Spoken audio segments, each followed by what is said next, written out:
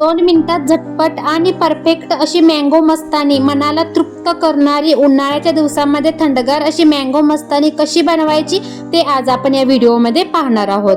कमी खर्चामध्ये आणि झटपट आणि कमी वेळात बनणारी ही मँगो मस्तानी आहे. तर याकरिता मी हापूस आंबे घेतलेले आहे. ते सर्वप्रथम मी अगदी व्यवस्थितपणे स्वच्छ धुवून घेतलेले आहे. त्यानंतर त्याच्यावरची जो मधला भाग आहे तो मधला भाग मी काढून टाकलेला आहे आणि व्यवस्थितपणे आपल्याला हा मँगो म्हणजेच आंबा कट करून घ्यायचा आहे. काही आंबे खूप गोड असतात तर काही थोडेसे आंबट असतात.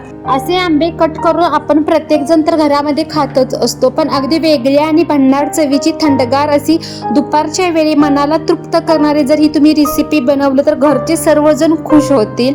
त्यापैकीच मी सुद्धा म्हटलं की आपण सुद्धा घरामध्ये ही रेसिपी बनवू आणि तुम्हा सर्वांच्या सोबत सुद्धा ही शेअर करू. एकदम झटपट आणि पटकन बनणारी ही रेसिपी आहे. घरामध्ये जर तुमच्या मध्यम वयाची मुले असतील तर ती सुद्धा ही बनवू शकतात. तर याकरिता मी आंबे तुम्ही बघू शकता की स्वच्छ धुवून त्याच्यामधला जो गर आहे तो गर काढून घेतलेला आहे मिक्सरच्या भांड्यामध्ये. आंबे हे जास्त आंबट नाहीत त्यामुळे मी अगदी किंचितशी म्हणजेच अर्धा चमचा साखर घातलेली आहे. त्यानंतर त्यामध्ये थंडगार असं व्हॅनिला आईस्क्रीमचा 1 स्कूप म्हणजे 1 चमचा घातलेला आहे आणि फ्रीजमधील थंडगार दूध वापरलेलं आहे. हे सर्व साहित्य आपल्याला मिक्सरच्या भांड्यामध्ये घालून घ्यायचं आहे आणि मिक्सरला बारीक त्याचा आमरस बनवून घ्यायचा आहे.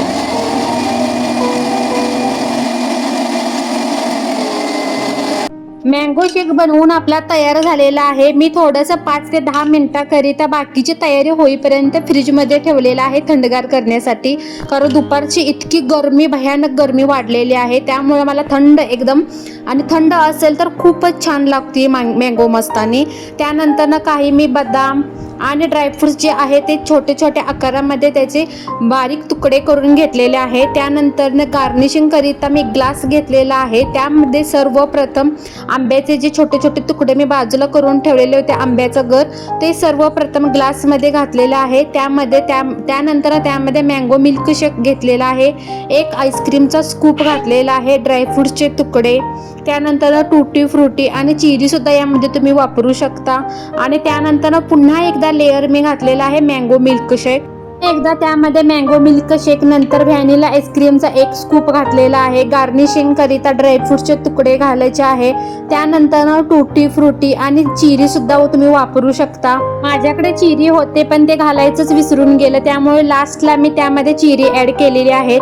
त्यानंतर शेवटी मी आंब्याचे तुकडे सुद्धा गार्निशिंग करिता ठेवलेले आहेत वरती. आणि अशा पद्धतीने आम्ही हा ग्लास गार्निशिंग करून घेतलेला आहे आणि थंडगार मनाला तृप्त करणारी मँगो मस्तानी पिण्यासाठी तयार झाली आहे.